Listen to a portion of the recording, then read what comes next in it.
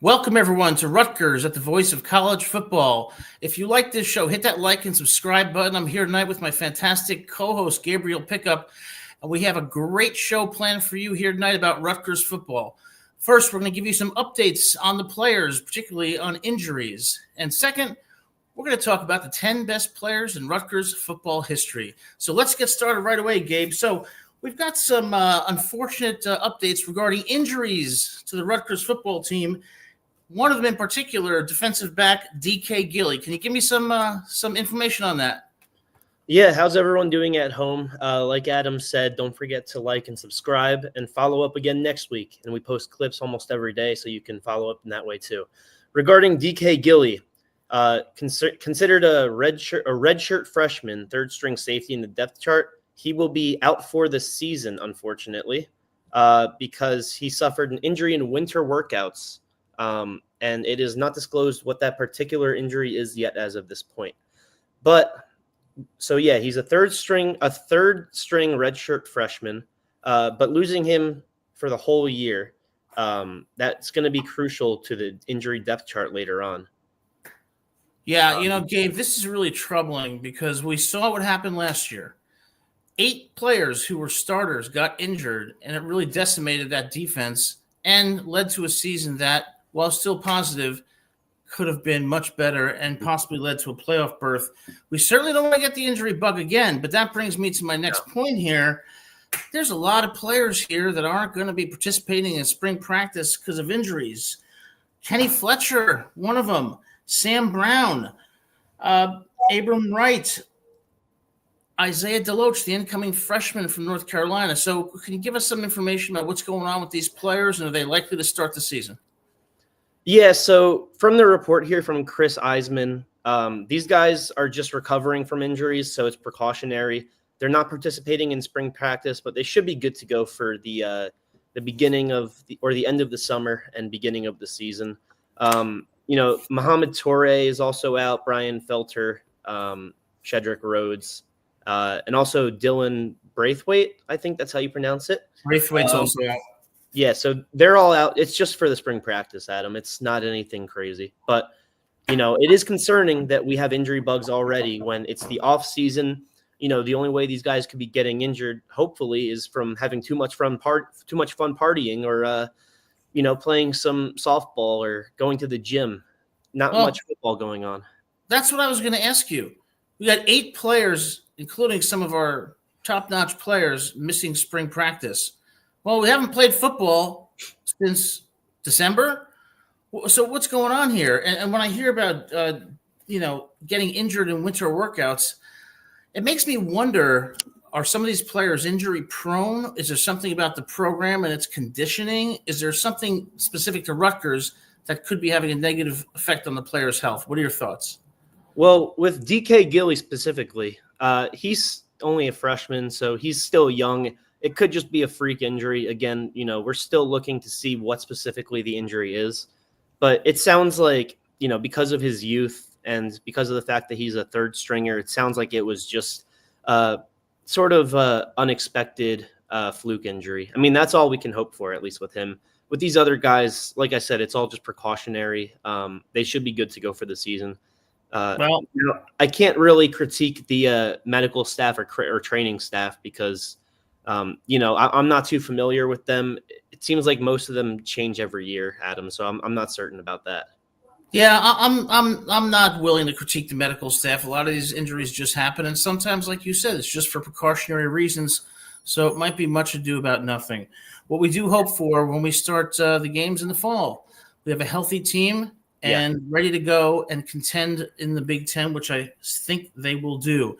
And especially because of the schedule this year, Adam. It's a lot tougher this year than last on paper.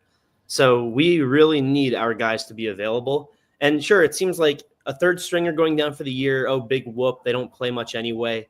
But you never know if that's true or not, especially when these first stringers, second stringers start going down. Oh, all of a sudden you need this guy out here. You need DK out here. So it's a little late. We're not going to get anyone new. So we're just going to have to cross our fingers and hope that these guys stay durable. Yeah, and just because you're a second or third stringer doesn't mean that you're not going to see the field during different parts of the season against different teams. Special teams, Absolutely. especially. Absolutely. So we're wishing the best to all those Rutgers football players, and a special shout out to DT Sheffield, who was on our show 2 weeks ago. I call him TD Sheffield because the transfer from North Texas is going to be a big impact player for Rutgers this year, scoring a lot of touchdowns and making the Scarlet Knights a very, very serious offensive threat. Hey, DT, he's not going to let go of that nickname, by the way. I'm sorry. I'm just letting you know. TD Sheffield, we love you, buddy. Best of luck to you. We're rooting for you. On anytime. Absolutely. And the same goes for you, the person who's throwing the ball to TD Sheffield, Ethan Kaliakmanis. Ethan, we've asked you to come on the show a number of times. Your future is bright. You may have a future in the NFL. We'd love to talk to you about what your thoughts are, your hopes are for the upcoming season, where you need to improve, where you're building on your strengths, because here we're all about Rutgers football, and we want to talk to you and really support the Scarlet Knights program. And also, I noticed that you're from Chicago, so you might not have any opinion on this, but is it Taylor ham or pork roll? You let us know. Absolutely. That's a question we'll be sure to ask if and when Ethan comes on the show. Ethan, welcome anytime. So let's turn now to our next segment, a segment I've been really looking forward to. And before we do that, for those of you who are watching, we always welcome your comments. I have posted the link, the StreamYard link in the chat. So if you want to call in and discuss anything about Rutgers football or anything in particular with regard to our next topic, which is the top 10 players in Rutgers football history. I suspect Gabe and I are going to have some disagreements here, and disagreements are always good. So we're going to go from 10 down to 1. Would you like me to start off at number 10, Gabe, or would you like to do the honors? Well, I'm sure you're curious about who I have at 10, but I'm going to let you go ahead and start because I am just as curious. The only thing I'll say for my number 10 is we're starting newer and then getting a little older as the list goes on. Yeah, I've got some players from throughout the 20th century even, but then again, I'm almost 50 years old, so I go way back. Number 10.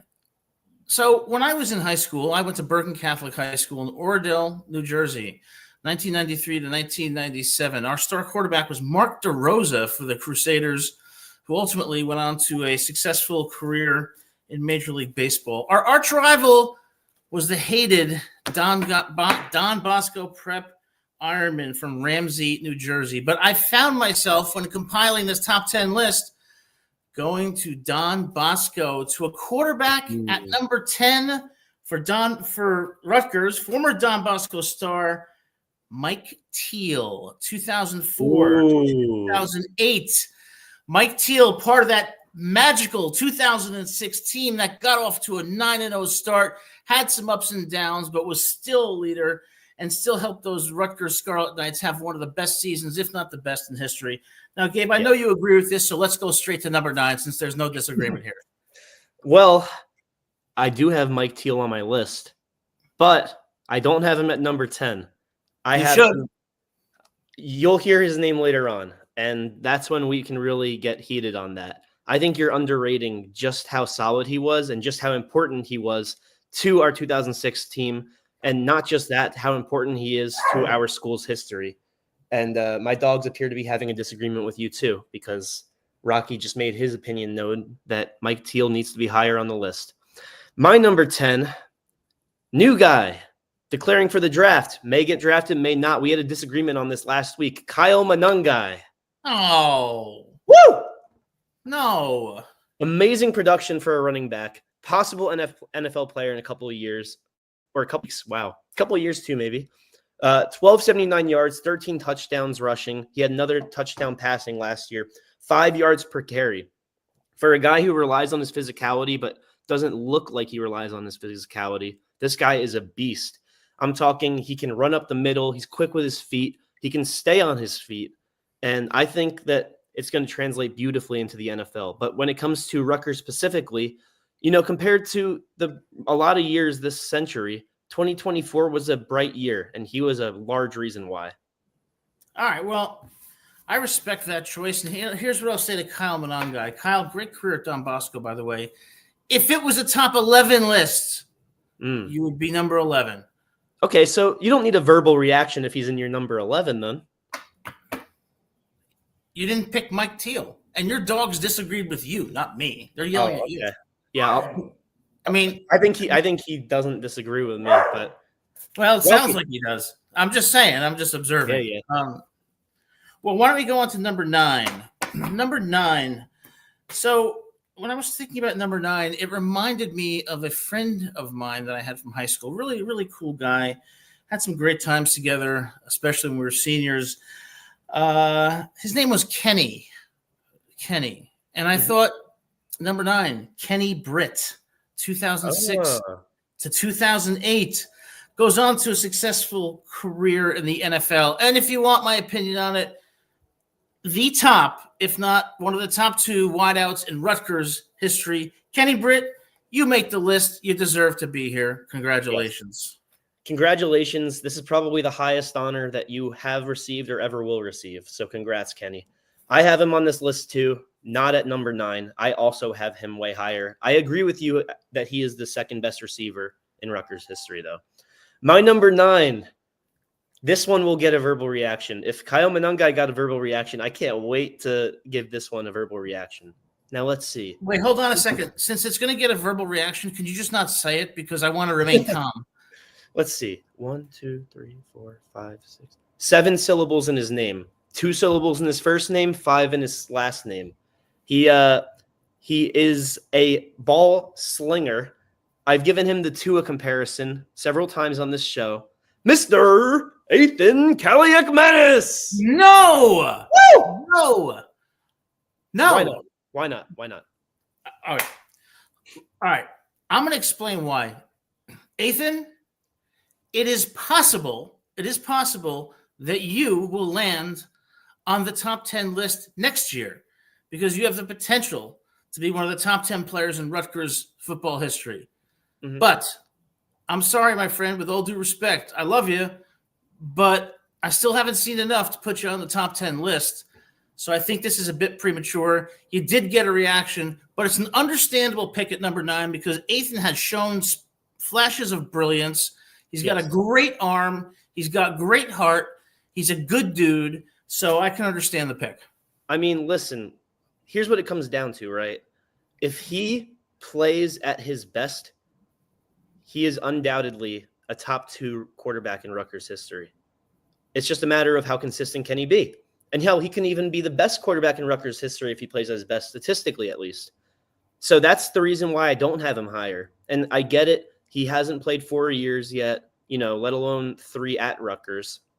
But with that being said, you say he can move into the top 10. I have him moving into the top 5 if he has a great year this year. So he's had great games. Yes, he's had poor ones, but so have guys higher on this list. I think just based off talent and putting us back on the map, this is why he is number 9. Well, you make some really good points. Now, Ethan, let me be clear. I did not say you shouldn't be on the top 10 list. I said not yet. So the future will tell the story. But right now, Gabe has you at number 9 and makes some really good points. Well, we turn to number 8, and you said that Ethan might be one of the top 2 quarterbacks in Rutgers football history. I am going to say no to that because at number 8, I have a quarterback who from 2011 to 2014 became the most prolific touchdown passer in Rutgers history. He's not from Villanova, but his name is Gary Nova. Yeah, solid pick. Plays the game what scouts would call the right way. He was a safety guy, a safety merchant even. But he didn't do anything dumb. He didn't panic under pressure. So I'll give you that. He's a great player, and I probably should have considered him. I don't even have him in my honorable mentions, so that's a knock on me. So are you willing to now knock Ethan out of the top 10 and replace him with Mr. Nova? I'm not going to knock him out because I said he's better than Monangai. So in theory, Monangai would be coming out of that list. But I will say that Gary Nova, there's a very solid debate that he's better than Ethan. He, I guess, is sort of like a 9A, 9B with Ethan. I can't really choose. I know that's the lame answer, Adam, but that's sort of where I'm going with that. Well, look, again, you made some good points about Ethan. And as far as Ethan goes, the story has yet to be told. Mm-hmm. He may very well be a top 5 player in Rutgers history, like you said. Yes. So I'm reserving judgment, but I do think the trajectory for Ethan is positive. Although, yes, there are 7 syllables in his name, but we are willing to overlook that because of his extreme talent. And I'm also, my last name is Lamparello, so that's you have 6. I know. So what am I talking about? And by the way, those of you who are watching, we want to hear your thoughts. So speak up. Absolutely. I mean, comment. I know we got some differing opinions here, and if you're a true Rutgers fanatic, you'll definitely have your own opinions. It takes time to come up with your own list, though. But if something sounds off, don't be afraid to say it. So the other reason I have Ethan at number 9 is because a lot of people will say in the NFL, the 32 starting quarterbacks are the 32 best players because they're playing quarterback. So because of his position, that does weigh a lot into having him on this list. Well, I will tell you, Ethan, if there was a top 12 list, I would put you at number 12. Sounds good. My number 8. Are you ready for this? I think you'll like this. Kasim Green. That's a good pick. Look at his numbers. His numbers are kind of crazy, very underrated. It's because he was in the early 2010s, so people kind of glaze over him, I guess, is the phrase. But look, as a defensive back, 4 forced fumbles. Do you know how crazy that is for a D-back to do? Most guys don't even get 4 interceptions in their collegiate career, but 4 forced fumbles, a stat that should be going towards the linebackers or the D linemen and strip sacks. He got those as a defensive back. He had 6 in 2012 after converting to the unofficial religion of linebackerism, and he had 6 sacks to go with it. 15 tackles for loss as a defensive back in 2011. So the other guys, I'm talking about their legacies. With him, you look at the numbers, he's easily in the top 10. Yeah, I think that's a really great selection. I didn't have him on my list, but perhaps I should have. And the statistics back up your point. So, yeah, absolutely well stated. Number 7 for the Scarlet Knights. I have. Did you say your number 8 again? Oh, I did. My number 8 was Gary Nova. Okay. So, for number 7, one of the greatest football players of all time for Rutgers, Joe Montana. Oh, wait, he didn't play for Rutgers. Number 7, when I was at the University of Southern California, I was really good friends with one of the offensive linemen on the USC football team. His name was Brian Turk. He's since passed away, but he was a wonderful guy, fantastic actor, great football player. He was 6'5", about 320 pounds. We used to play racquetball together, and it was terrifying to see how hard he could hit the ball. But when you play with people of that talent, that size, and that speed, you realize what elite athleticism is. And for that and other reasons, number 7, offensive tackle, 6'5", 323, 2007 to 2009, first-round pick by the 49ers, Anthony Davis. You know, it's funny. I was considering him. Good honorable mention for me. I have one other offensive lineman as an honorable mention that I'll get into later. The thing that's tough for me, and you make a great point about understanding the physicality once you see it on TV or you pay attention to it. The unfortunate thing is there's not too many metrics that you can measure for offensive linemen. You can measure how many sacks are allowed by the team, or if you want to get real nitpicky, you could do some real rabbit hole research and look at how many sacks these guys allow. But for him, I just didn't have the metrics to put him on my list, and that's with all due respect because he was a great talent on this team. Well, those are great points. Yeah, so my number 7 here is Raheem Orr, 2003 MVP for the Rutgers squad, 82 tackles, including 19 and a half tackles for loss. That's MVP numbers for that team for sure. Not too far off from 06 when we really got the dice rolling. Raheem Orr, definitely an underrated name, but he's definitely also in the all-time teams too when it comes to Rutgers. Absolutely. That's a great choice, Gabe. And, certainly I could see him being on the top 10 list. I see we have a caller. We're going to get to this caller in just a few minutes as we go through our top 10 list. Now, we go to number 6, and I would really be remiss if I did not include a running back in this top 10 list. You had Monangai, Kyle, no offense, you're number 11. Hey, Ethan, you're number 12, pending the next season. Don't say the guy who should be number 1 here. Don't do it. It depends. Okay. This is a running back who is ranked 4th all time in rushing yards for the Scarlet Knights, 2,775, and rushing touchdowns with 32. A star from 2003 to 2006, Brian Leonard. Okay. Oh my gosh. All right. That's right. Ooh. You knew it was coming. He's just a genius. I was so worried you were going to say the other guy, and I was going to be so mad if you did, because this is way too low for him. Brian Leonard. He's not even on the list. If that's the guy, he's not even on the list. Yeah, I'm sure he's not on the list. Yeah, and my uncle's a panda bear, if we're just saying things that aren't true. I'm just a baby. No, you know what? That's a solid pick. I can't complain with that. My number 6 is Eric Foster. Only Rutgers D lineman to earn first-team All-American honors this century. Between 06 and 07, he had 115 tackles, 32 for loss. For D lineman numbers, that is incredible. He had 13 sacks, and in 07, he had an interception, and he had 2 forced fumbles. I mean, these are amazing numbers for a guy that you want to just be in the middle as a distraction, let alone giving this type of production. What are your thoughts? I think that's a great choice. I definitely respect that choice, and worthy of being on the top 10 list. As we turn to number 5, I always have to give some love out there to our good friends, the tight ends. Now, I know they're slow. I know they're clumsy. I know they can't catch the ball. But once in a while, you have a tight end who really is a force, as we saw with somebody from the University of Georgia a couple of years ago. Well, we have a Rutgers tight end from 1992 to 1995 when I was in high school. One of the best in 1995 during the Clinton administration, 69 catches, 894 yards, 10 touchdowns. I'm giving the number 5 spot to Marco Battaglia. Solid. I didn't really consider him, for my top 5 or anything like that.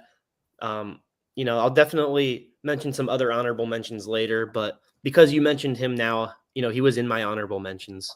My number 5 is a man whomsteadive you have already said, which, by the way, whomsteadive is not a word, but I am now saying it is a word. Okay, so what I say goes for that. First time for everything. Great.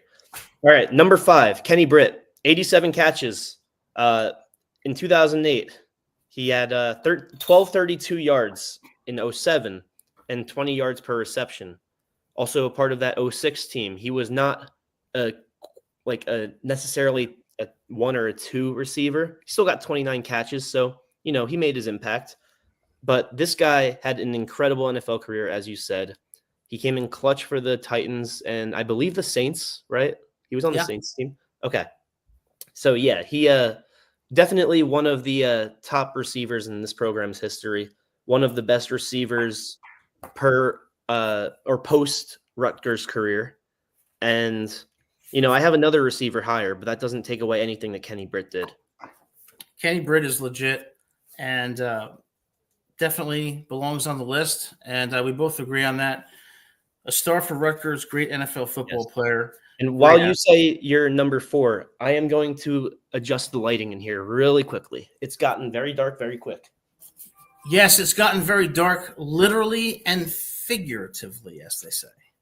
Oh, so we're going to go to number 4. And at number 4, we have to go back to the 50s. Why do we have to go back to the 50s? The 50s? The 50s, yes. When I was born. Yeah, you were only 10 years old. I was born in 1975, and I'm a Sagittarius too, by the way. In the 1950s, what happened? The greatest human being alive became a rock star, Elvis Presley. I have 3 Elvis tattoos. I wish I had 4. In the 50s, you had Elvis. You had amazing events in history, and you also had the 4th best Rutgers football player in history.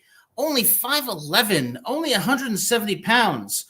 But he had over 2,000 yards rushing in a season, scored 204 points and 32 career touchdowns. From 1956 to 1958, Bill Austin. Bill Austin, my friend, you may not be alive, but you are up in heaven scoring touchdowns.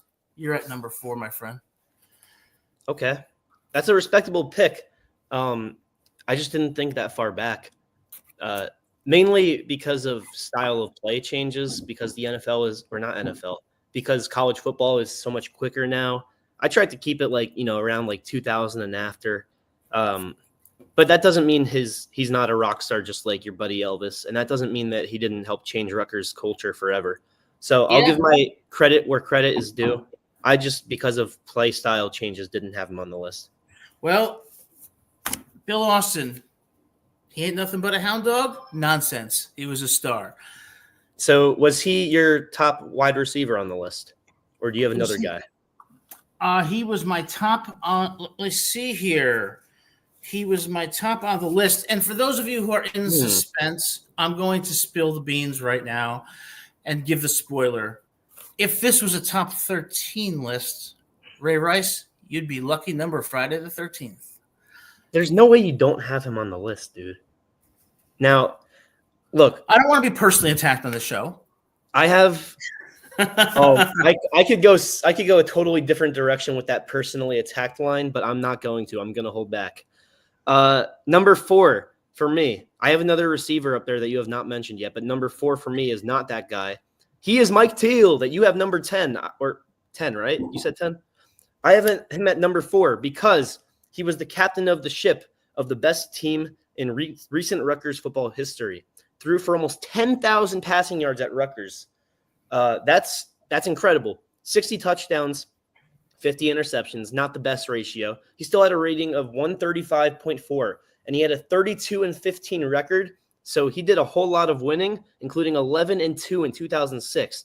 Now, sure, he didn't have an NFL career that could really stand out. He didn't play in any games at all, actually. But it was enough to get him drafted in the 6th round by the Seattle Seahawks because they saw what he did, and they said, hey, this is a quarterback that is worth drafting. Now, quarterback classes, they're usually very top-heavy, but as the draft goes on, you only get 1 or 2 per round. So he was one of, let's say 10 or 11 guys that gets drafted. That's incredible. When's the next time you're going to be able to say that Rutgers had a top 10 quarterback? Now, Ethan, I believe that you can be a very good quarterback, even top 5 in the Big Ten, but I don't know about being a top 10 quarterback in the nation. Well, you make a great point there with Teal, and maybe you're right. Maybe he should have been up higher on the list. Fact is, though, we both had him on the list. He's a great player. Absolutely. We both paid respect. Absolutely. Now, number 3, sometimes I believe in sentimental choices that go back a long time in history. And for this pick, we're going to the Titanic. Now, Titanic was a very large ship. Lord. I don't know how it hit an iceberg. Every time I go out into the ocean, I see icebergs. I don't know why they didn't, but God rest their souls. Mm-hmm. This gentleman was a star for Rutgers football from 1915 to 1919, an era that I all wish we were a part of. This person, the 3rd African-American ever to be enrolled at Rutgers. Wow. Earned all American honors in a time of segregation and racism, rose above it to be a star for Rutgers. Nothing but admiration for this inspirational man, who was also an actor, writer, and singer, Paul Robeson. Wow. Great choice. Now I look like a scumbag for not having him on my list. Thank you, Adam. No, I'm just kidding. Incredible choice. Definitely worth top 3 just from the socio-political factors and the unfortunate times that was. But yeah, I went with my my number 1 wide receiver in program history. Mohamed Sanu Sr. Now, I'm surprised you didn't have him on the list. I thought that was your number one wide receiver. But I mean, I like his attitude. Austin, but he has a bad attitude.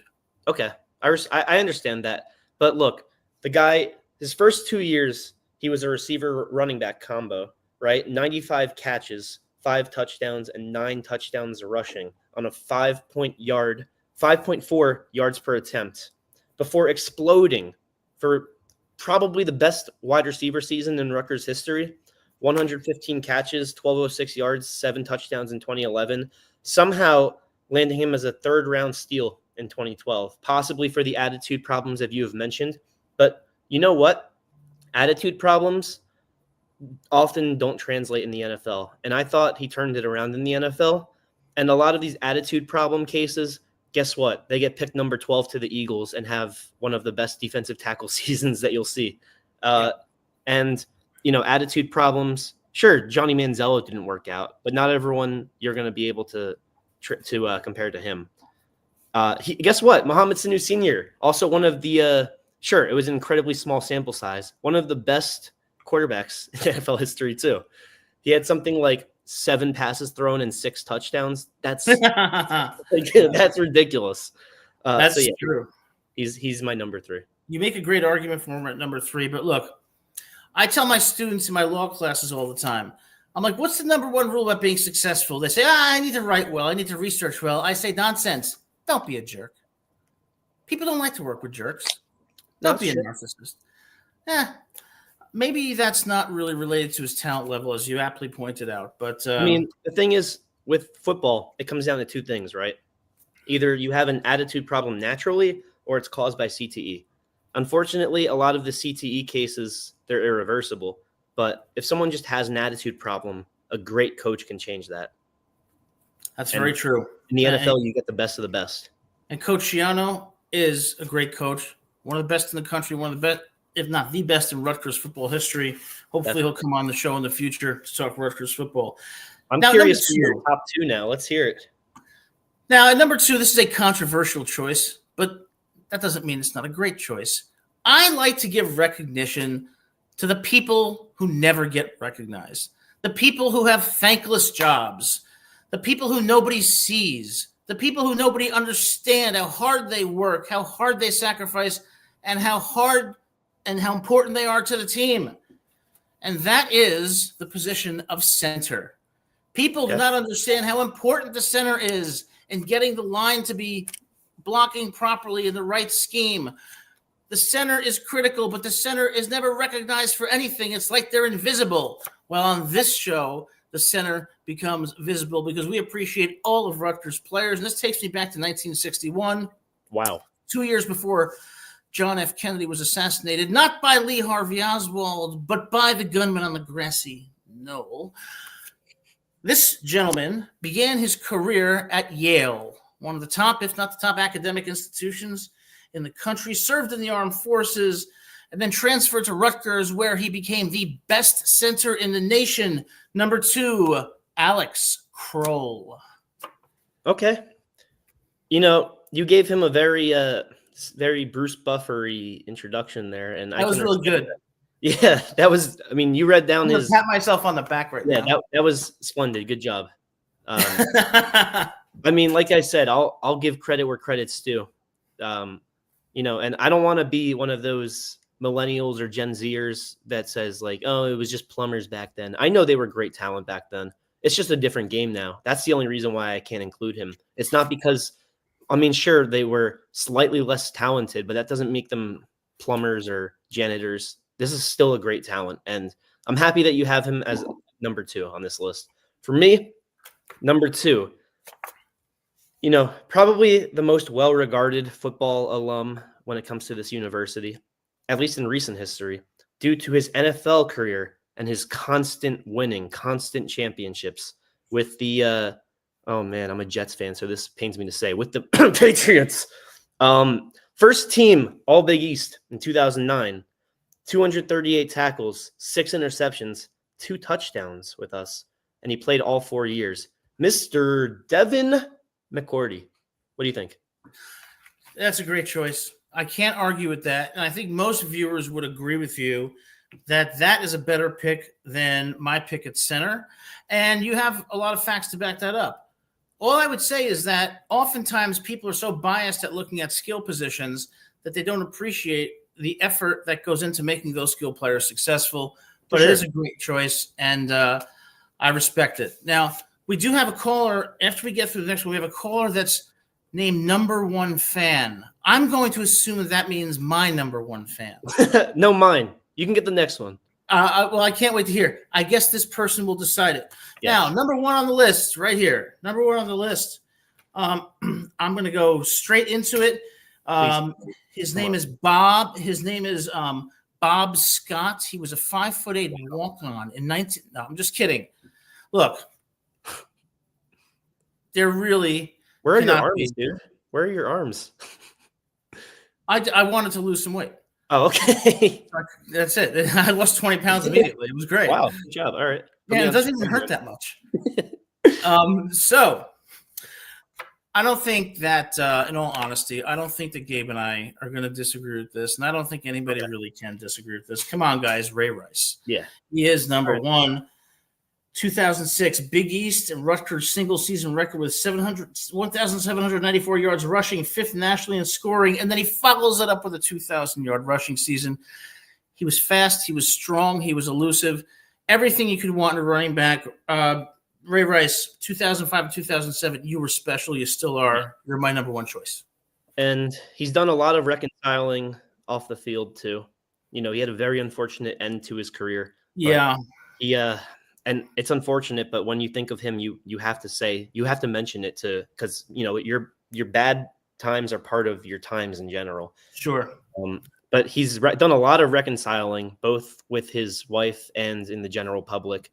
Now I have him at number one too. I don't need to go through the rundown. We both have him at number one. That is the only pick that we both agree on when it comes to the number. Now you look through here. We both had Ray Rice. We both had Mike Teal. We both had Kenny Britt. And I believe that is all. So when you come to the conclusion, what does this mean? It means that Rutgers football history, a lot like general college football history, it's very subjective. It differs based on what qualities you prioritize, what eras you prioritize, talents, positions, everything like that. So while we have two very different lists, it doesn't make any of our picks unqualified or anything or like discreditable, something like that. I believe both of our lists, they're unique, and you know they're still good lists, even though we have 7 different guys. Yeah, that's a great point. I totally agree with it. You know, differences of opinion are good, and you know, I respect your choices. They were all great choices. That's why we're here at Rutgers, the voice of college football, to exchange ideas and to really, you know, talk about how to make Rutgers football better. Yes. And one more thing. I just want number one fan. I can't wait to see this. I have a fan. I should have more than one then. Yeah, you'll be happy with number one for now. But I have just a little honorable mentions, and then number one fan. Thank you for being so patient. We'll bring you on in just a moment. I just wanted to give a quick rundown here. Some other guys we didn't mention. Ron Geralt, 10 interceptions, most by a Scarlet Knight since 2000. The only reason I didn't put him on is because he was sort of reliant on interceptions for production. He had a lot of blown coverages, unfortunately, but great talent, deserves to be mentioned. Pedro Sosa, offensive lineman, part of that 06 team, allowed just 8 sacks, fewest in the nation. Daryl Jabome? Either way, that's a good pick. Yeah, I mean, he's a current guy. 105 tackles in 2024, 3.5 sacks. Certainly a big loss up the middle. You know, he was a senior, so he's declaring. Tyreen Powell, we mentioned him last week, 179 tackles over the last 3 seasons, possible draft prospect this year, definitely going to be missed on the outside. And last, I want to say certainly not least, but maybe in terms of Rutgers production, he might be least, but certainly not least in terms of his career. Isaiah Pacheco, 18 touchdowns. Ironically, got worse statistically with us as every year went on. When you look at his averages, he got worse, but then somehow in the NFL, he just blossomed into this, you know, 1.5 season star and could possibly still recover into being a Pro Bowler next year too. That's a great list. I don't disagree with any of those choices and the reasons that you use to support them. So I'm 100% with you, Gabe. Now we've got 2 callers in the queue, and I've been being a little bit of a detective in the last 5 minutes. I have a feeling I might know who this number one fan is. I could be wrong. It could be Sylvester. No, unfortunately not. Let's bring our number one fan for her comments. Then we have Austin coming up next. Number one fan, where are you? Hi. How are you guys? Number one fan, how are you doing? Now, you're my number one fan, right? Get out of here. No. Yes. No, I'm totally biased. Hi, Professor Lamparello. It's Tamara. I I knew it. I know nothing about football. I'm from Georgia. I don't know anything about Rutgers. I had to search up where it is. But let me tell you, y'all were very detailed, and I was very interested. It was very cool. Thank you.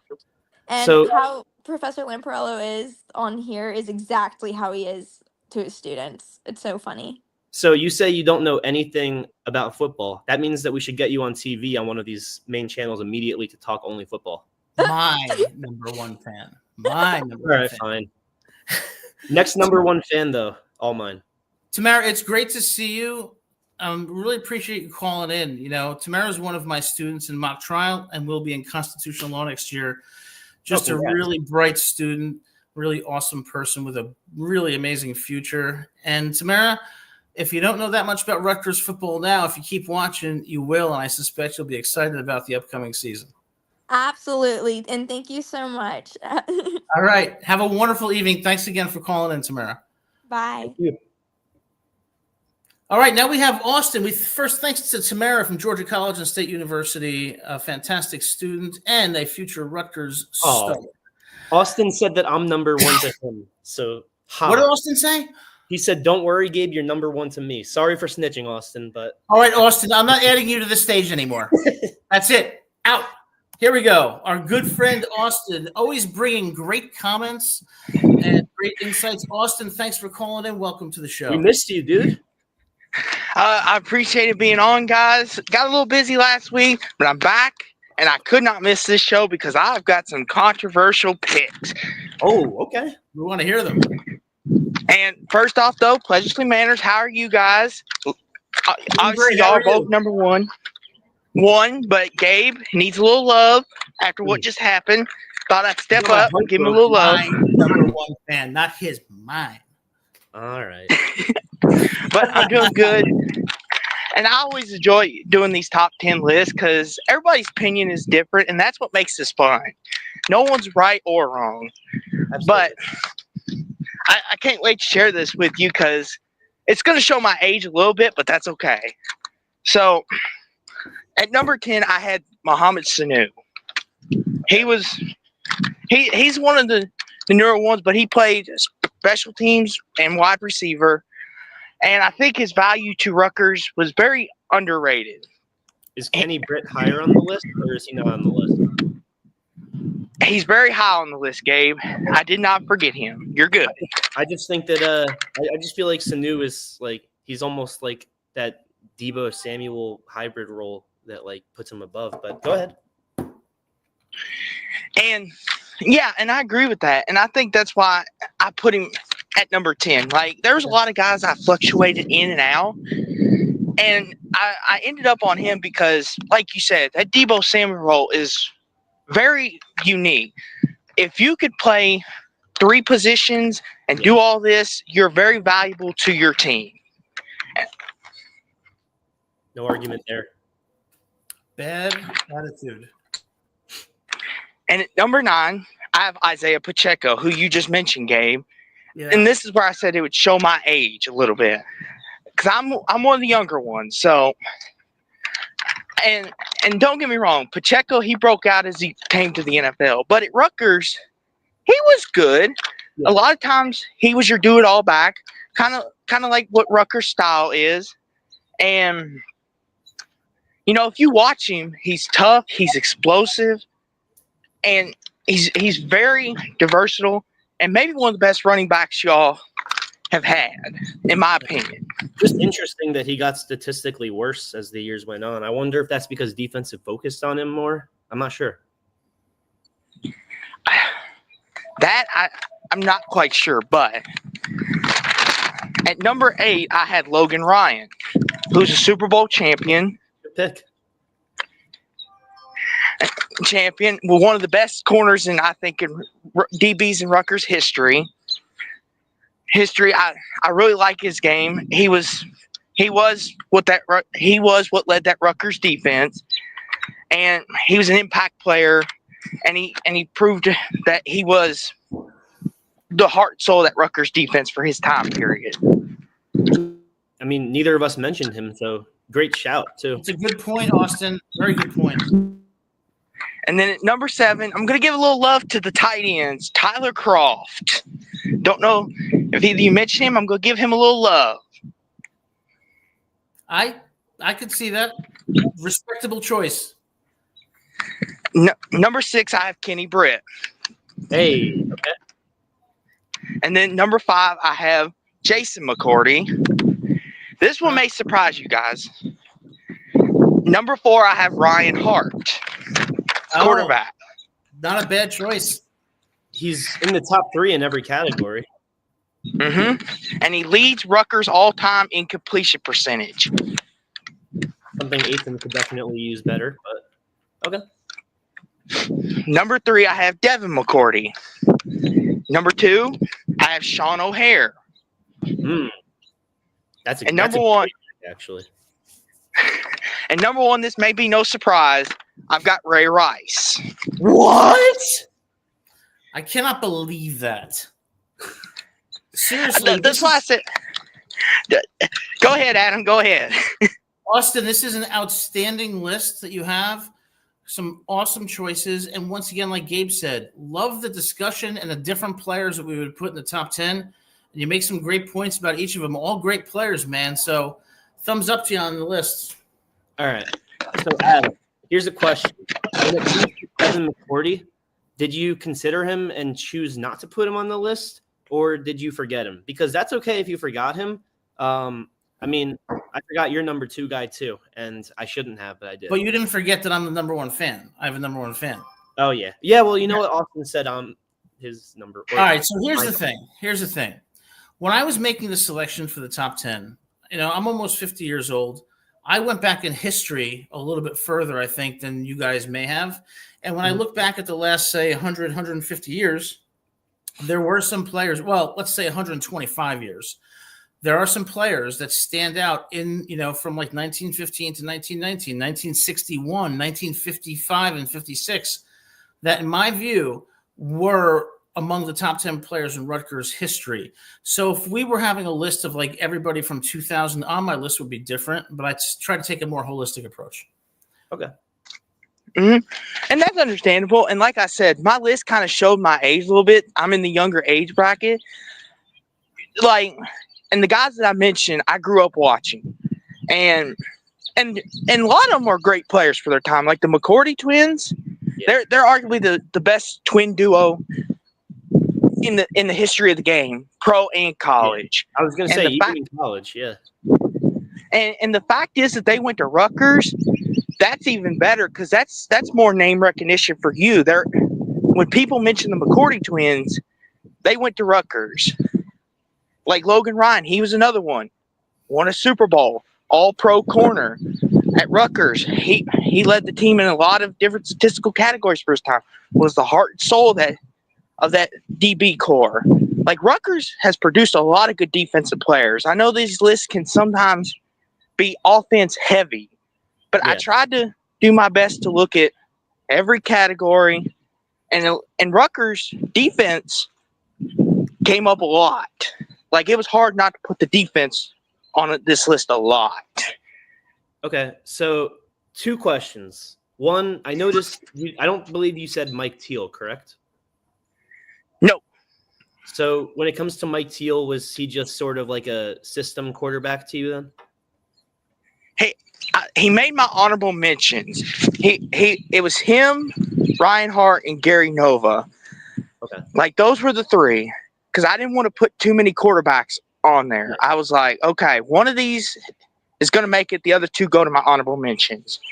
And that's where that ended up going. Fair point.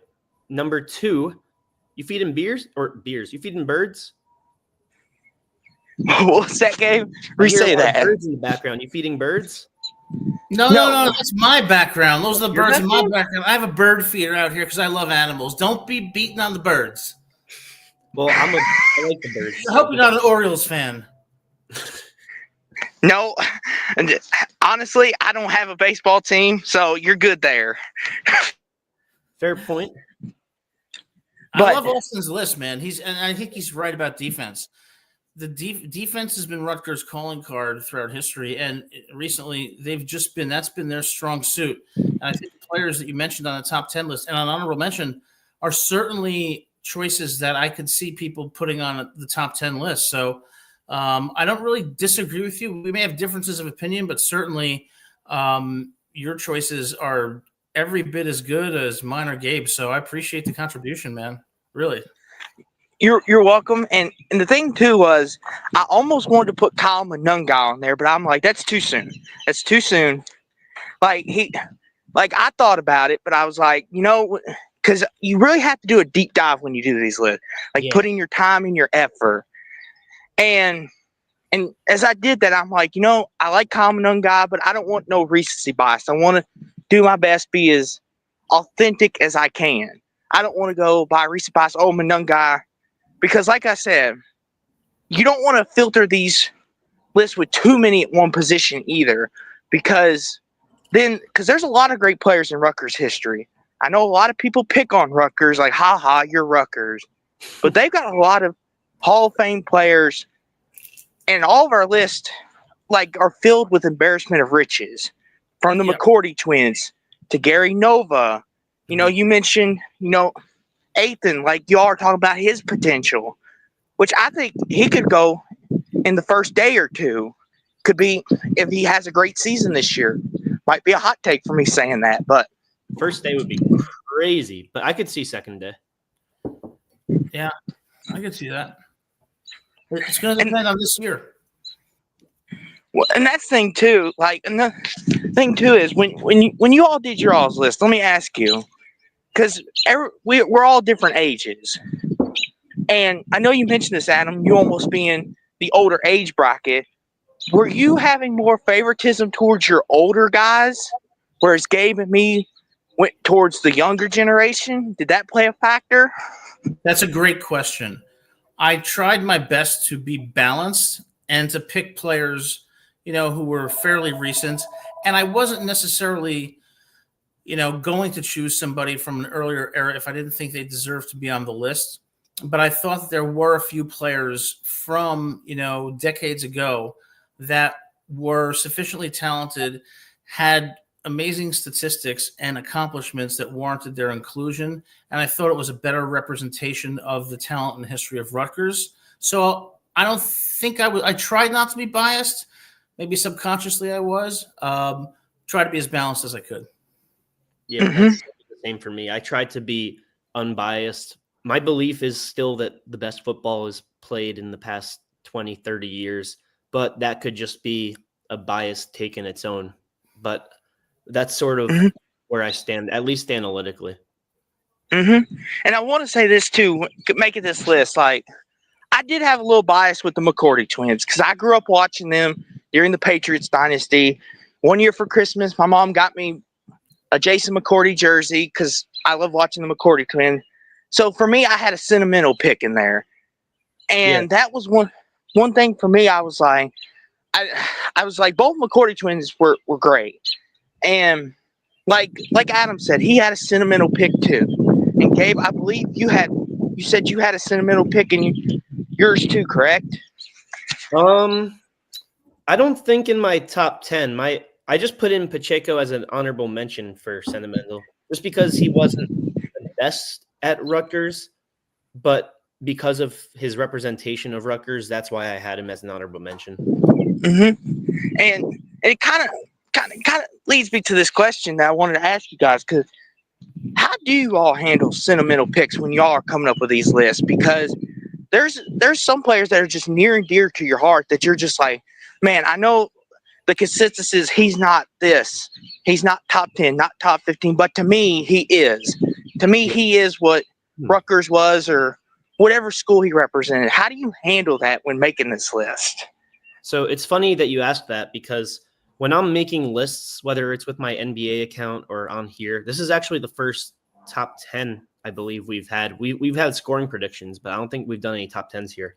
But in general, when I'm doing lists, I actually try to almost go the opposite way, where you would think that maybe I'm biased towards our rivals just because if that's the case, I can just be like, oh, of course not. Like, I'm a fan of this team. But if once you get the accusation that your lists are biased towards your teams, you're never going to escape it. So I try to almost over respect the rivals or players that I didn't grow up watching. Yeah. So that's a great question. I would never put somebody on the list solely on sentimental value, because that would kind of distort the criteria that we should be using to apply equally to all players. So, and I also make sure that I'm not being biased. So I may have a certain player may have sentimental value for me, but they still have to meet the objective criteria of having accomplished enough as a football player so that they justify being included in the list. And I thought that Paul Robeson did that because he was an All-American center in a time when African Americans were largely excluded from football, and to overcome that adversity to still be an All-American is something that says something about the intangible qualities and character of a person that I think is also relevant to their inclusion on the list. Yeah, that's a great point. And I also just wanted to say, like, my anti-sentimental pick almost was Devin McCourty, which is funny because you brought up the McCourty twins. As much as I enjoyed the fact that he was successful at Rutgers, and I love watching him on TV now. He's a great analyst. I mean, one of the best analysts on television. But I hated watching him on the Patriots, and it kind of burned me a little to put him that high. But like, your rivalry with a team can't overcome how good of a person he is and how great a player he was. Well, that's the thing too, because I know when we make lists, sometimes when you grow up watching a player or you see a player, and the sentimental part of it sometimes just overtakes you, and you can't help it. And Adam talked about the accomplishments and the criteria, and everyone's criteria is different. So for me, the criteria is, when I make a list, how many championships have you won? How many All-Americans? Have you ever won a Heisman? What's your career statistics? How valuable you were to a team? That's where I kind of a lot of these players. When I watch Rutgers, they were the most valuable pieces. But whereas when Adam watched them and you watched them game, as y'all are a little older than me, those were the players of your time that were more valuable and you watched firsthand. Now, for you guys, what was your all's criteria? Was it kind of in the same ballpark? Another great question. Yeah, my criteria was to first look at the objective or tangible factors. What were their statistics? Rushing yards, receiving yards, touchdowns, and what were what honors did they get? Were they all Americans? So I'm looking to see how elite these players were as athletes on the team. The second thing I was looking at were the intangible factors. And you hit the nail on the head when you said the most valuable player. I was looking for somebody who added great value to a team, because a team member who just has the tangible factors like statistics or most touchdowns isn't necessarily the best. So I was looking at those intangibles, like how valuable was this person? Was this person a team player? Was this person someone of great character who helped the team get better and sacrifice for the team? And when I combine those, that's the list that I came up with. Yeah, and for me, it was sort of a mix of what you said with the value, but it's how valuable were the factors of what they brought. Like, for example, I have Ethan on here simply because he is a great quarterback and because it's a quarterback, right? That's why I have Mike Teal at number 4, because obviously Ray Rice is the biggest talent on that team, so I have him at number 1. But outside of him, Mike Teal is number 2 from that team on this list, right? That's the guy that's handing the ball off or throwing the ball, making the decisions, doing the kill if he sees a play he doesn't like. That's the guy who play calls for the coach, the guy who gets the ball rolling or throwing, so to say. When you look at quarterbacks, right, when a team wins, they get the credit. When a team loses, they get the heat. So, and then another example, we talk about statistics, right? Like Ray Rice is unquestionably statistically the best at everything, basically, when it comes to a running back. And then you have another thing that I considered, which is how well do they represent the school after their career is over. And that's why I have Devin McCourty so high up. His numbers were incredible with us, but he represented us the best after college out of probably anyone since I've been alive. So to me, it's down to what factor. Like everyone's on here for possibly different reasons, but what reason was the most valuable? Yeah. And I want to say this. Go ahead, Austin. Oh, go. No, my bad, Adam. My apologies. Go ahead. I was just going to add that I think when compiling a top 10 list, one thing I thought of is that players are often the product of their times and of their team. Some quarterbacks have amazing wide receivers, like Tua had at Alabama. Some do not. Some running backs have an amazing offensive line. Some, defensive coaches are the best in the country, and that influences the culture of the school and how good those players can be. So I think it's difficult ultimately to come up with a top 10 list that everybody will agree on, because those kind of intangible things really shape how we view those players and their impact. And like you said, Adam, that's a great point you mentioned, because when I was doing my list and I tried to think of what eras these players played in, because as we know, the era before this, we're in the pass heavy now, where it's 4 verticals, spread everybody out, let's throw the ball. Before, we were in the run era, then we had the triple option era. That's one thing I tried to factor in. Like Sean O'Hare, for his time, was one of the best blockers for his time in Rutgers history. That guy, right. And that guy had beef, as Adam likes to tell us, we need beef. Well, Sean O'Hare was the beef for Rutgers. You did not want to get in his way. He was the engine that started that run game. And to me, he has a place in Rutgers history. Absolutely. And he didn't have to travel too far to find winning in the NFL either. No. Yeah, I know. As a Jets fan, Gabe, that must be hard, knowing that he won it with the Giants. I don't really hate the Giants as much as my fellow Jets fans do. I mean, my energy of hatred is really directed at the Patriots and the Dolphins. Wow, you're the first Jets fan I've heard say that. The Bills a little bit, and the Giants fans are annoying, but really the Giants, they just don't bother me. Like, one, because they're not really that good anymore. I mean, like, they haven't been good for a while. But two, also just because, like, we know that they're historically better. Like, we don't really have an argument for that. And, so we're not a threat to them. They know that.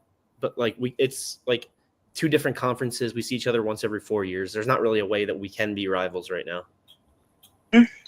And I'll say this, too.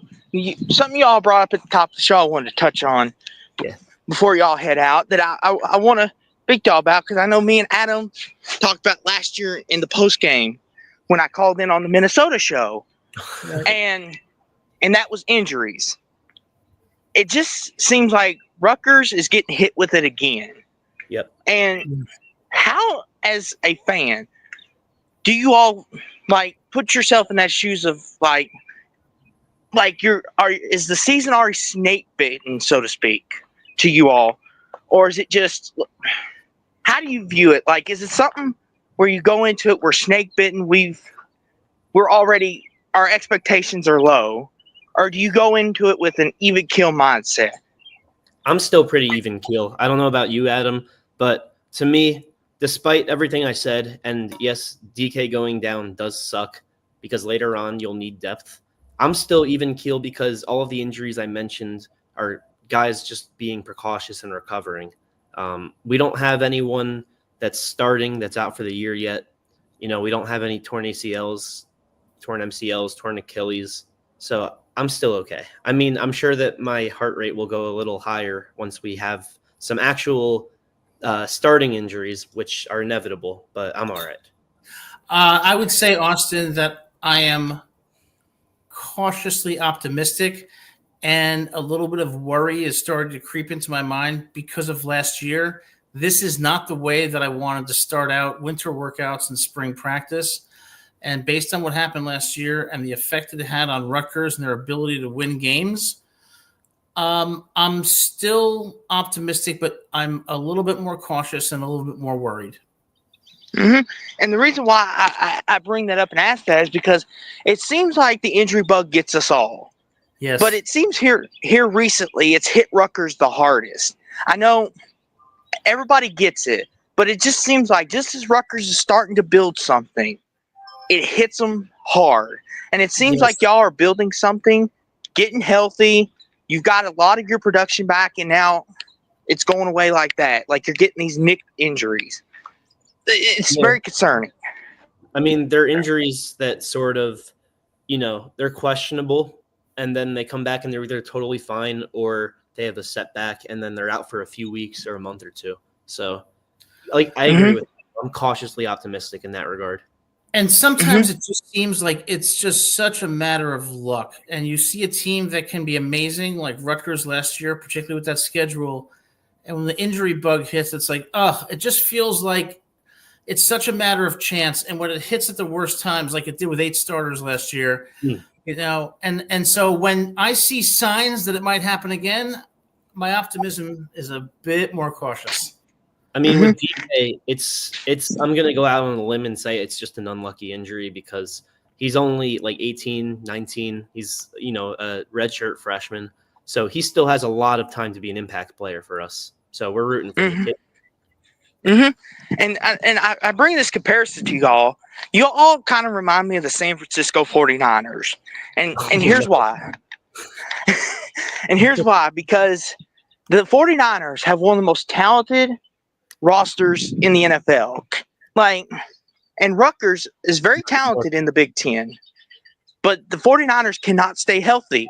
They get injured in the preseason, and it derails their whole season. It kind of feels like that's what Rutgers is. Well, I mean, with the 49ers, right, that sort of happens every other year. And if we're the 49ers, maybe last year was our every other year. I mean, that would be hopeful, but it just seems like it keeps happening to you all. And from a distance is just worrisome. Yeah. It really is. And it's like, I'm just hoping that this is really a lot of smoke but no fire. Because at this point, Rutgers has a great coach, a great staff, and they have some promising players. And if they stay healthy, they're going to be competitive in the Big Ten. But they don't have the kind of depth that can withstand the types of injuries that an Alabama or an Ohio State can. So that's why this is a particular area of concern and the reason why I'm a bit more cautious about our prospects. And I mean, you mentioned not having the same depth, and this example of DK getting injured, it can't prove it any more true. He's a third stringer, but because he's down, now we have to worry about these starters being on thin ice. I mean, our secondary is when everyone's starting, it's a great secondary, top half in the conference probably. But if one guy goes down, then all of a sudden you have these holes to fill, and we can't fill them, especially now that it's all and that's where I kind of like, looking on the outside looking in, and that is like, especially last year, Rutgers' schedule was pretty favorable. Not as favorable as, say, Indiana's, but y'all could have won 9 games. And y'all losing all the pieces that y'all did. I still thought, okay, Rutgers can still go 9-3. The schedule's not too difficult. Like, you've got some tricky games in there. It's not too bad. But, like, this year, y'all can't afford to lose anybody. That's why it's kind of concerning, even though we're far out from football season. But you look down the road, you've got Oregon, Penn State, and those are 2 games that you need to be healthy and at your best. And if you're missing pieces, you're asking to get your butt handed to you. You're exactly right. And that's the worry. That's the last 2 games of the season. Or not Oregon, Ohio State, Penn State, last 2 games of the season. And I know, Adam, and not to cut you off, Adam, but I know you like to make the joke Drew Allar's going to throw you the ball. Well, if everybody's injured, he ain't going to be able to throw you the ball. No, there's going to be nobody out there. Yeah, and Rutgers has depth issues, especially on defense. So when those players went down, it really left our defense decimated, and that's why we lost some of those close games that I think if we were fully healthy, we would have won. That shows you the impact of injuries, especially on a team that has less depth than the traditional powers. Let's hope this year is not a repeat of last year. It's time for a new beginning for Rutgers and a healthy one. Yeah. And the fact that we had to replace 9 starters alone, I mean, how much depth can you really gain when you have to replace 9 starters, let alone the secondaries. Mm-hmm. Exactly. And that still shows that Shiano's still got it in him a little bit. I know he's took in his criticism, especially from everyone here on the panel, and I'm sure a lot of the fan base. But the fact that he is still able to replace some of that production still shows he's still got it a little bit. Absolutely. But, and like Adam said, though, if the standard is to win the Big Ten and national championship, he can't just be like, okay, we'll fix this and then that's good. We got to get the beef. We got to do like Nick Saban did, which is easier said than done, I know. But if this is the standard we're going to hold Rutgers to, Shiano's got to replace it every year like Nick Saban did at Alabama. I mean, Nick Saban's a gigantic name to compare him to, but I understand your point. We have to have that. We have to have a culture with that next man up mentality where there's no drop off, and that means you got to recruit big, bad, fast, physical, strong, and tough people on that defensive line who can pressure that quarterback, disrupt his timing, and have the depth that can withstand injuries. If Rutgers can't do that, then the injury bug for Rutgers will have a much more pronounced effect than it will have on other teams, and that's why injuries are so critical to Rutgers' future. Mic drop. Yeah. And I'll ask you guys this, and then I'll head on out. What do y'all think about the possibility of canceling spring games? To kind of relate it back to this, do y'all like it, dislike it? Because if you're an injured team like Rutgers, it could really hurt not having a spring game to kind of see what you've got. Like, what do y'all think? I think that spring practices are just fine. Spring games, sure, it's fun because, yay, football is back, but, I don't see the benefit of it, really. I mean, you see more and more programs actually opting to not play in them, and, you would never do that for a regular season game. So it just shows me that, to me, these programs are more and more not taking those games seriously and just kind of treating it like it's some sort of spectacle, which it kind of is turning into. Yeah, I would cancel the spring games because the spring games are really nothing more than a glorified practice at best scrimmage. And I think that they risk injury, and I don't think they provide the players with anything more of value than they're already getting. So I would do away with that. 100%. And then the thing I saw was, and this is interesting, kind of give my little take on it, is someone suggested that the spring games should be when you play your cupcakes, like your Mercers, your Austin Peays, your Ohios, those kind of schools. Like, would you all be in for that if that was how they use that platform? Not a bad idea. I would definitely prioritize not having a game. I mean, but if you're going to have one, I understand that logic, but it's also sort of like you have to classify which ones are those cupcake games. And if you're going to do that, you're going to offend some programs, and then they might boycott it themselves. Yeah, I agree with that. And the reason why I bring that up is because a lot of it's going around is how these bigger schools are paying these little lower level schools money because they're not as well off as Rutgers and these other schools. That's why a lot of people are worried because a lot of these schools, if you take them off the schedule, then they don't get their money. And that's why I've heard through the internet, of course, believe everything you see on the internet. No, don't actually, but play the games in the spring game. That way you get a practice. Yeah, poor Adam. He still got his number one fan, but that way the cupcakes, so to speak, whatever you classify them as, still get their game, but Rutgers and Penn State still get their warm-ups, and they get to show what their team is made of. And everybody's happy. Everybody gets the money. I agree with you. I'm with you on that one. Good stuff. But I appreciate y'all for letting me on. Y'all made a phenomenal list. Thank you. You as well. And Adam, you don't look a day over 50, my friend. You look 30. Thank you so much, Austin. That I appreciate, my friend. I'm your fan now. And you made a great list, too, and we always love having you on the show. So please keep calling in. We appreciate your awesome insights, man. Thanks so much, Austin. Appreciate it. And Adam, it looks like your hand came back. All right, guys. That is it. Well, sometimes things reappear when you least expect them. Austin Williams, always a great caller, great comments. Love having him on the show. Austin, thanks so much for being here. We appreciate it.